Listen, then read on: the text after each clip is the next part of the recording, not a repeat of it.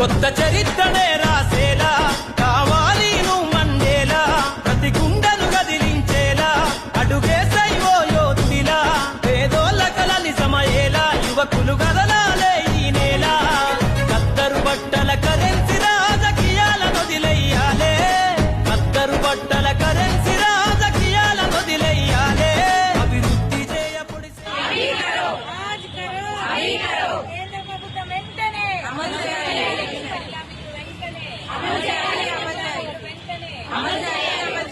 ప్రధాని నరేంద్ర మోదీ గారు కాంగ్రెస్ పార్టీ మహిళా బిల్లుకు వ్యతిరేకం అని చెప్పి దేశంలో ఒక తప్పుడు ప్రచారం చేయడం జరుగుతుంది.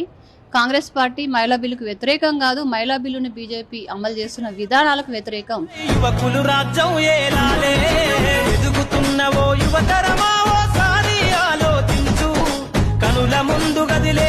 ప్రజలారా గమనించండి, మొట్టమొదటిసారిగా ఒక మహిళని ప్రధానం చేసిన పార్టీ కాంగ్రెస్ పార్టీ, ఒక మహిళా ముఖ్యమంత్రిని చేసిన పార్టీ కాంగ్రెస్ పార్టీ, ఒక మహిళా రాష్ట్రపతిని చేసిన కాంగ్రెస్ పార్టీ, ఒక మహిళా స్పీకర్ ని చేసిన కాంగ్రెస్ పార్టీ.